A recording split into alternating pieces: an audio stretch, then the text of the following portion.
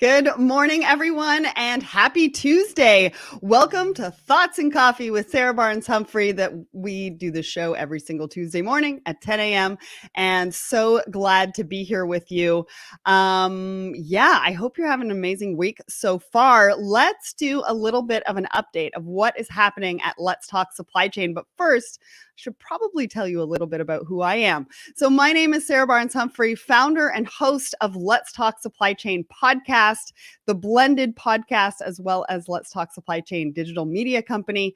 And I'm also the CEO of Ships, which is a brand new technology platform. So it's a marketplace. It's an online marketplace for your air and ocean freight shipments, but we're also providing it as a white label solution that shippers and freight providers are getting really, really excited about. I'm having some great conversations. So glad that you can join us today.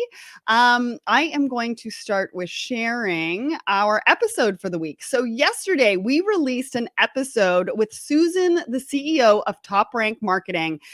And if you ever wondered what influencer marketing does for your B2B business, specifically in supply chain, you do not want to miss this episode. Susan is the queen and Top Rank is the best at influencer marketing in supply chain. And so you want to go and check this out. We talk about her brand story. We talk about what exactly do they do and how they do it and so much more. So that is episode 192 over on letstalksupplychain.com/podcast. We also have it over on Apple and Spotify, Amazon Music, wherever you subscribe to the Let's Talk Supply Chain podcast. Next, we're going to be talking about some events. So here's our upcoming events. I was scrolling through it earlier.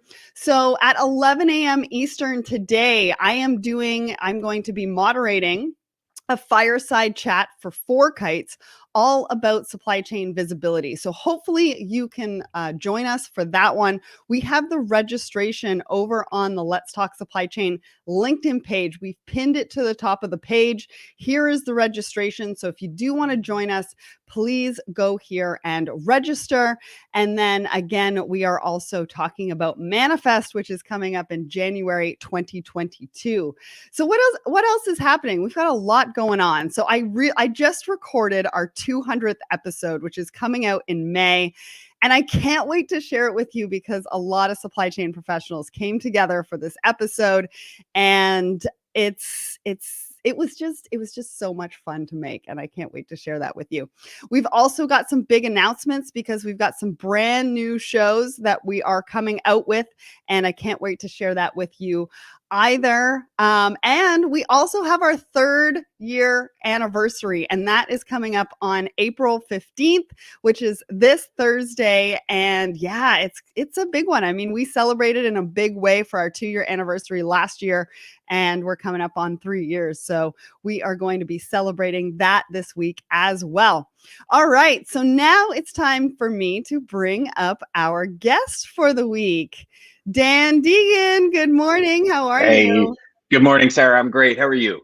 Good. I'm so glad that you're here. I mean, for everybody who's in the audience right now, they don't know this, but you and I literally sit like 30 minutes from each other, maybe. Yeah, probably pretty close, 25, 30 minutes. Yeah, maybe one of these days we can do it in person. I think that would be a lot of fun. I think that's been the plan for the last year, but we'll see how we'll see how everything pans out here. But yeah, that's right. For sure, it'd be awesome. Right. All right, so do an introduction for those that don't know you. We'd love to hear more about who you are and what you do. Sure. Hey, everybody. My name is Dan Deigan. I'm a 27-year vet in sales in the transportation and logistics world. I presently run a company called High Performance Logistics Sales, whose mission is to get 10,000 sales reps doing a minimum of $1 million GP in under 12 months. Very quick, very fast. That is very quick. You've been learning from Clubhouse, I think. Yeah. Well, you gotta go quick. Nobody really cares about who I am or what I do. It's the value that we bring to the table that everyone cares about. So let's It's so call true. a spade, 8 Mile this bad boy, and let's get it going for sure. It's so true. And your energy is contagious. Like, I got to tell you guys, I did some sales training with Dan between January and February, and it's definitely changed everything that I'm doing. But your energy is Oh, thank you. absolutely contagious. And we've been working on some other things in the back end, and I can't wait to share those as well. So I'm just super excited that you're here with us today on Thoughts and Coffee. This is the fastest 30 minutes on LinkedIn. Yeah. Yeah, I bet for sure, for sure. Oh, and I It's can't wait. amazing how I think we were talking about it yesterday where we were saying, you start out to kind of just record this 2 or 3 minute kind of bit, and all of a sudden, Yes. 15 minutes later, you're like, I still have so much more to say about it, and it's crazy how we just keep babbling on. But just hone me in if I start babbling, okay, Sarah? Just take it, go for it. So Peter started his day with a power failure at 6 a.m. He's over in Quebec. So I don't know what's happening in Quebec right now. We're going to talk a little bit about what's happening in Ontario. And I just want Hmm. to give a shout out to those on my personal LinkedIn. Terrence, good morning. Ahmad, good morning. Ram, good morning. And Kevin, good morning. He says, Clubhouse. You must be on Clubhouse. Come and find us on Clubhouse because we do a lot of fun things over on Clubhouse. Glad you guys could join us today. All right. So the first thing we're going to talk about is the question of the week. So the question of the week we ask across all of our social media on a Wednesday morning. Okay. And we really start conversations over on, LinkedIn, Facebook, Instagram, among the supply chain community about a variety of different topics. But today, what we do on Thoughts and Coffee is we actually let everybody know who's watching what that question of the week is going to be tomorrow, and you and I talk about it. So the question of the week is, if we were going to go back in the office, how is that going to change video chats or video conferencing? I know right now in Ontario, we are completely locked down. Kids have been taken out of school again. So we are definitely all virtual, and video conferencing and video chatting is not going away for us right now. Mhm. But when we do go back in the office, do you think people have learned lessons around like having meetings just to have meetings, and how some meetings could be emails? Like, what do you think? Do you think video chat's going to Oh, go away? Have we learned some no, lessons? no. What do you think? Sarah, this is one of the I love being able to get 3 times as much done in a third of the time. And that's what, for me anyways, what video chat has done. When COVID first started, I had two predictions. One, companies are going to realize they don't need the footprint that they have from a building perspective. True. So they are going to realize that the real estate people take up in the building is not worth as much as when we can work from home or that kind of thing. Many satellite offices instead of having people drive into these big corporations. And number two, I said it was going to change the way houses were built, and both of which are actually coming very true right now. If you look at a lot of the new home builds, they're actually being formulated and built with offices being able to run companies inside of homes. I look at our house right here. And as soon as I realized, okay, I'm working from home for the next little bit, I mean, I started looking at, major renovations to shoot the roof up above the garage and put in an actual an actual studio and all this kind of stuff. I don't think so I look at it from a few ways, right? When I first started in my career, I had my business partner, if you will, a guy that I was in what we called at that point the pit, which is just like a boiler room. This buddy of mine and I got along really well, and we realized he was very operationally focused and I was very sales focused. So for the first time at this brokerage, we created a partnership, and I said, okay, you're going to do the operations, I'll do the sales. So I was on the road probably 3 weeks a month Yeah. for years, just traveling. And one thing that not only realized was I hate traveling. I really do. I mean, I like my own bed. I'm a homebody. I like my own Well, and stuff. But think about the map book. I mean, I'm sure you yeah, had a map book in your car. I had a map book in my car. I oh mean, yeah, it's taught me wonders, but yeah, I'm so glad that I can get rid of that thing. oh yeah. Well, not only that. I mean, I remember pulling into Jersey with my vice president of sales, and we landed. It was my first trip, first trip ever. And he says, okay, set everything up. Well, I didn't know what to set up. So we landed. He's like, okay, where's the hotel? I'm like, I didn't book a hotel. He's like, what do you mean you didn't book a hotel? So we're literally driving around. It just so happens in like Newark, there's 7 different conferences going on. So we're literally driving. It's probably 11:30 at night. We got this big map open. And I'm like, and he's looking at the map. And I mean, we just looked like tourists. You know what I mean? Lights on in the car. We're looking at the map. And he goes, okay, turn left. So I turn right. And we go down this alley that just turned into an area you don't want to be in, you know? So we flip around and come out. So here's my thoughts when it comes to video chat and everything. I think our ability to do this, we can get on with, then I'm talking strictly from a sales perspective. We can get on any moment, and I can go from California to Miami to overseas to Asia to every, like when we talk WeChat or all this other WhatsApp and all these other stuff, we're able to dance globally in a split second. And I honestly don't think that's going away, because I think by now companies have realized I can get on with you. I can give you a 30-40 minute presentation from our desk. We can look at each other in the eye, so I can watch your body language. Still, I can do, you know, minus everything below camera, obviously, but I can watch your body language. I can watch how you respond or react to the conversation, to the questions. Not to mention, if I'm now going to get on a plane and go visit you, it's got to, and I'm not just talking, like, I'm talking after COVID. I think companies have seen how much money was spent on not necessarily the greatest opportunities. I don't know if I phrased that in proper English, but you know, I can't tell you how many times I would travel to Ohio in my head thinking this is a great opportunity, you know, costing the company a couple of grand to go there and then travel back and then hit to Tennessee and then hit California. You know, all in all, it was, you know, $10,000 in expenses and come home with $2,000 in business. Because I didn't qualify properly. I wasn't qualifying properly at that time in my life. I wasn't bringing my prospects through my sales sequence. Now I'm able to do that sitting right here. I can jump on with you until 10:45, and by 10:46, I could be on the phone with somebody in California, which if you're traveling, you just get so much more done. And I think the video chats are going to take place of that first, second, and third meeting. And then what I've seen over the last year is business is closed, we get business going, and then we do an in-person visit kind of thing. Right. And when we do that, I think we double and triple down on our dollar. Like we create, every dollar now turns into $3, $4, and $5 because you and I know we work well together. You and I understand each other's, you know, idiosyncrasies and all this other kind of stuff.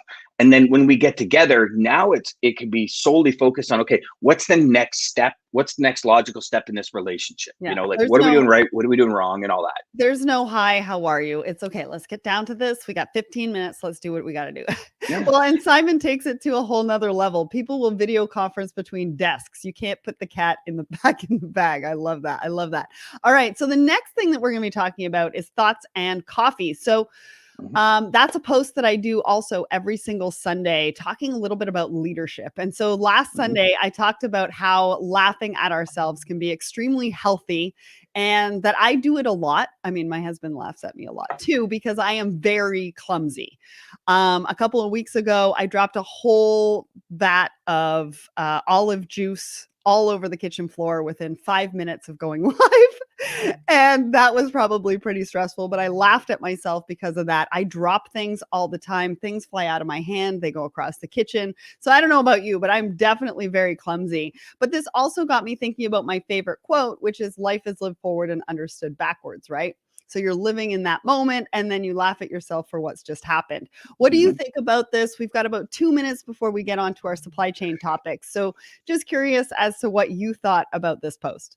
I love it. I think if you can't laugh at yourself, you're in a whole lot of trouble. I hear you when it comes to being clumsy. I'm clumsy, but I'm typically clumsy with power tools, which isn't always that good. Like I put this finger through a table saw and I had a 45-degree cut here and the whole knuckle was peeled open. And I've chopped this finger off in a chop saw. Like when I say I've chopped like the corner of it off, because I tend to do a lot of my own projects. I just love that kind of stuff. I've put a nail through my foot with a nail gun, like just those kind of idiotic things. So I would probably prefer to drop a jar of olive oil. I would prefer to, as you were saying earlier, drop the container in the yogurt jar. Mm. For me, like I'll give you the latest one that I did is I built an outdoor bar outside, and it was a 40 by 20 bar. And the last piece, and we're talking literally a 4 by 5 inch piece of the exterior of the thing. And I'm looking, I'm like, you know what? I've gotten through this whole project. And this is where I should have just stopped. But I've gotten through this whole project without hurting myself. This is amazing. And I get up on the ladder and I'm leaning and I'm like, you know what, Dan? You've got through this whole thing without hurting yourself. Don't be an idiot. Come down, move the ladder 1 foot and go back up. So what do? I come down, I go to move the ladder. I left the drill up top. So the drill falls off, smokes me right on the top of the head, splits my head wide open. I'm gushing blood everywhere. Oh no. And I'm like, you know what? I had this much, like literally a piece that I could literally fit in my hand like this.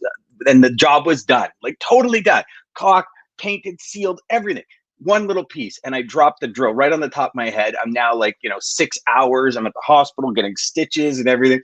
Yeah, so I hear you there. No, but the comments for your story. I mean, Rhonda, Dan, not the tool man. Yes, but I'm the first person that says I'm not hiring anybody because you know what, those contractors don't show up, and I'm in charge of my own timeline. Like I'm very big on taking control of my own destiny, and I can remember with when I put this hand through a table saw, we were changing out the floor in our camping trailer. We used to have a 30-foot pull behind tote hardtop trailer. And I was changing the floor. And I remember vividly because my son and I were looking for the laminate blade to change the floor. So I turn up the table saw, 10-inch blade sticking out the top, and I'm cutting 1/4-inch flooring, right? Okay, don't be talking about blood anymore. Otherwise, no. But just stupid things like that. Like I don't think through. Yeah, I don't think through a lot of these things like other people would think through them. I'm just like, okay, there's the China shop. Let's just ram the hell out of it and go forward, right? That's me. Yeah. So Rhonda was referencing Tim the Toolman Taylor. I totally got your reference, by the way. I Rhonda. love Tim the Toolman. And we also have a really great conversation happening over on my LinkedIn, my personal LinkedIn page. Kevin is hilarious. So go over and check that out as well. We're also going to be putting the articles in the comments so that you guys can follow along. And we've got an extra special link for today. So take a look for it. We want you to join thousands in our community. And so make sure you click that link and get involved because we've got a lot of great things that are coming through that as well. All right, let's get to our first supply chain topic. So this one is about electric vehicles. I chose this one, and Dan, we've got about 3 to 4 minutes to talk about this one. I chose this one because Dan is really charged up about electric vehicles. He loves them. And I also wanted to talk about this because they're talking about changing out all of the delivery trucks, Amazon, FedEx, UPS, DHL. The question that I have for you in the audience actually is, what other modes of transport should go electric? So in this article, they talk about all sorts of modes of transport that are getting changed to electric. And so I want to know from you, what else should go electric? So Dan, what do you think about this? I mean, they're doubling down on electric vehicles. Is it right? Is it wrong? Is it going to help the environment as much as they say it's going to? Are they going to be able to do it? I mean, that's a really big question. When it comes to electric, I drive, I've got a Ford Fusion Energy right now. So I'm kind of like that electric plus hybrid, then gas. And I don't think there's anything better than electric drive. I mean, I love when my car's in electric. I've driven some friends' Teslas and stuff. I just love electric. Delivery vehicles, I think for, city and all that, I think it's a great idea for electric. It's going to be the infrastructure, right? It's like everything and anything we're doing. And then the reason electric hasn't really come tenfold forward is a lot of that infrastructure and that what they call mile, whatever, fear, right? Where you're not going to have enough kilometers in order to get, or miles to get where you need to go. Well, that was kind of my question is like, is it actually going to make deliveries more efficient? Because we talk about how consumers want products now. So we're constantly having to fight, through the traffic and through everything that we already have going on to deliver so that we are keeping up with consumer demand. If we Yes. go electric, you're halfway through your shift and you have to stop for half an hour to charge up. So here's the big thing with electric that a lot of people that don't necessarily drive electric or that have never investigated it um, don't fully grasp. So one, obviously the batteries deplete over time, right? So you don't get as many kilometers out of it. Two, every single thing you turn on in the car reduces that end kilometer range, right? So if we are sitting with AC on in the car and it's very hot and we're in traffic and stop and go, that's going to really drain that battery more. They are getting really good with the stage 3 and then that supercharger mode, like that Tesla has, where you get 80% in 25, 30 minutes. It would be a matter of, the way I see it anyways, is in order for this to be a long-term benefit, you almost need and the ability to charge as you go. Like kind of like rail cars in Toronto that have the electric cables still. That kind of scenario. And I know they experienced with it over in Europe where they actually put a charging field through the middle of the highway, and as cars drive, they charge. Okay. That would help. Yeah. Because, So, like, well, Tim it just would, but said, you think of that cost. Tim just said, sorry, I'm stuck in traffic. My batteries are dead. And no, they are not energizers. No, but you know what? So Tim brought up a very good point.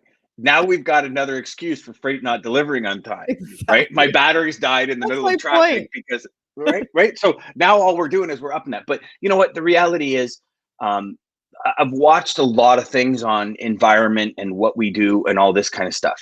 And, some of the things that are happening outside of what we're doing. So for example, like just for like really high end fishing and that kind of stuff, like mass fishing, 42% of the pollution in the water is from nets, from fishing vessels, right? Mhm. But when we look at that and we look at how much carbon monoxide whales, seals, dolphins, all these animals take out of the environment, right? We're actually, by killing off these species in the water, we're creating a bigger issue in the ozone than any car.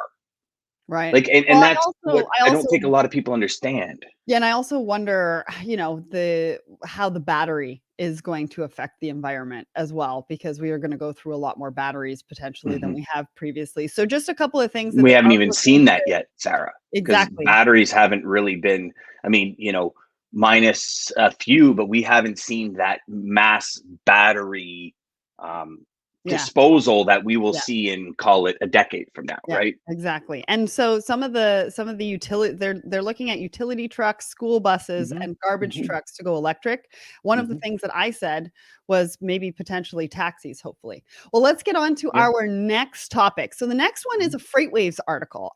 It's one that Yeah. Dan brought to my attention, and it's actually a really cool article because it talks about how big the logistics industry is. The question that I have for you in the audience is sourcing part of supply chain, or is it part of logistics? Because while I was reading this article, they mentioned that sourcing is part of logistics. And to me, sourcing is part of the first mile of supply chain, but it's not necessarily part of logistics. So I'm interested to find out if you guys think sourcing is a supply chain function or more specifically a logistics function. But what I liked about this article is it talks about the market, and the industry as a whole. So what they're talking about is logistics is 8 to 12 trillion annually, and in the US it's 10% of the GDP. A lot of that has to do with truck.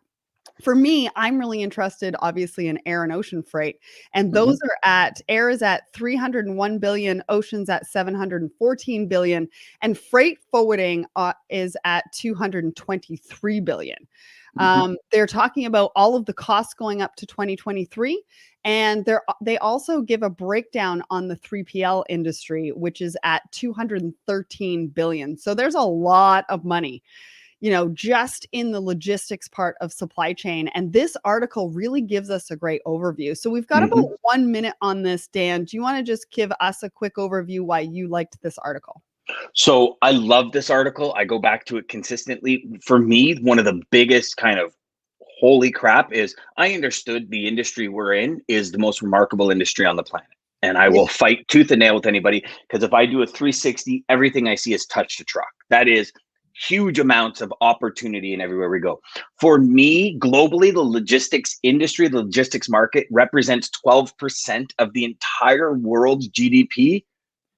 That blew my mind, because I would have thought other things would have filled that, right? And I don't think we fully grasp the opportunity that we're in this industry. I don't think very many people fully grasp it. I mean, we once looked at it and said, just this simple piece of plastic and pens. I think there's like 15 or 16 leads we found in here when you started dissecting it. Like, the rubber on the front, the eraser on the tip, the blow mold, the plastic that goes into the blow mold, the spring inside, then the ink inside that, then the pen, and you start looking at all the different companies involved to make that. The opportunity is astronomical. And part of me gets, I'm not going to say frustrated, but concerned when I hear sales reps say, like, there's no good leads out there, from any corporation, any company at all. I don't care if you're a $4 billion coyote or whatever. I don't care where you're at. Look at a pen.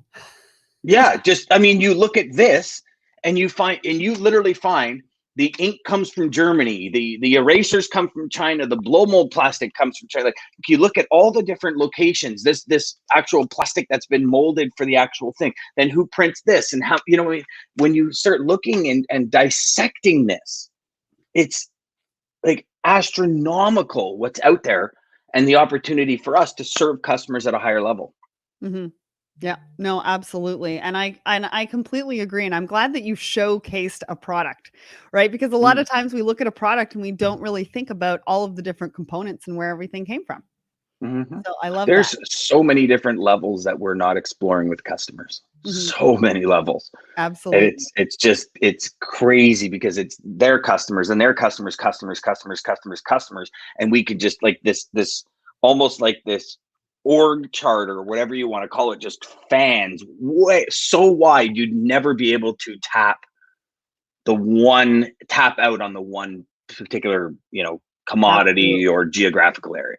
Absolutely. So we've got Angela and Kevin and Ram, everybody over on my personal LinkedIn page, loving the discussion. And I'll be over there to share some of my thoughts and some of the articles. And after we finish today, Sonia is there as well. Good morning. Thank you guys so much for joining us. So the last article that we have is actually from Daniel Stanton. And I wanted to bring this up because obviously the Ever Given has been moved and everything is, I don't think it's back to normal. It's going to take us a while to get back to normal, but I wanted to know what everybody learned from the Ever Given scenario. There is a lot to learn from this. And that's one of the reasons why I want to highlight Dan's article on this, because he talks about so many things that we can learn from what happened in the Suez Canal. One of them being obviously that supply chain professionals have been in the spotlight a lot in the last year with all of the disruptions. He says our value is really around problem solving. And I talk about this a lot, right? And what he said was the Ever Given actually cost us $400 million an hour, which is crazy. But the Suez Canal on a regular basis saves us so much. It saves us in fuel, inventory, capacity, labor, and environmental. And what he's talking about is what we learned from it and how we can move forward from this is through data, collaboration, communication, and risk management. So I implore you to go and read this article. I think it was a really great one from Daniel Stanton. Dan, just a minute left. I'm not giving you a lot of time. It's okay. It's all good. It's all good. I want the audience to actually comment and let us know what they learned from the Ever Given. But Dan, what did you learn? I learned that I have to double and triple down on the communication with my customers. Yeah. So I had ships and freight and everything behind the Ever Given. I communicated with my customers saying, hey, listen, these are behind. We don't know what's happening here. We reroute. We're going to have to go up around Africa. We do that. We're adding weeks to what we're looking at. They're like, we can't do it. Just this morning, and it's funny, actually, before we got on, I'm having a conversation with them, and they're my customers like, Dan, people are canceling orders.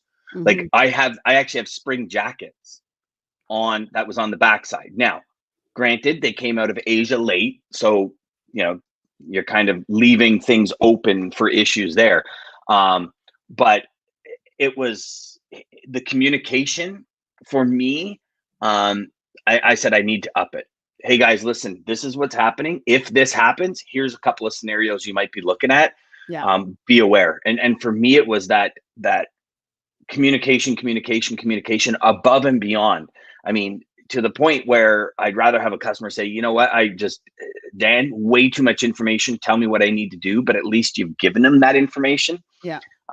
Well, and one of the things that he mentioned a company called Tive. We had Tive on the show last fall, and he talked about the customers of Tive actually knew before it was public knowledge as to what it was going to create as far as disruptions for their customers. Because they saw the freight deviating, right, from its normal route. They saw it starting to deviate. So they started to ask the questions, which I think is absolutely phenomenal. I mean, I remember very quickly when I was moving Dell computers for the asset-based company I worked for, we would literally put geofencing on our tractors and trailers.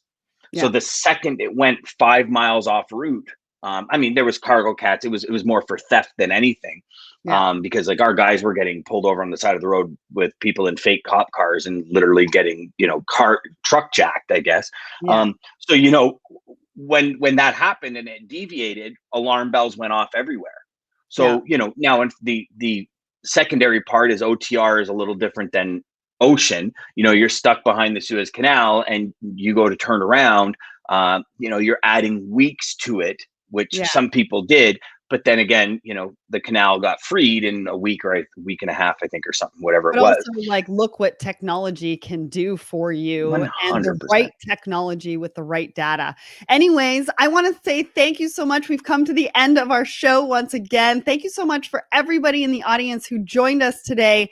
Dan, I love your energy and you contributed so much today. We now know that you need to stay away from tools.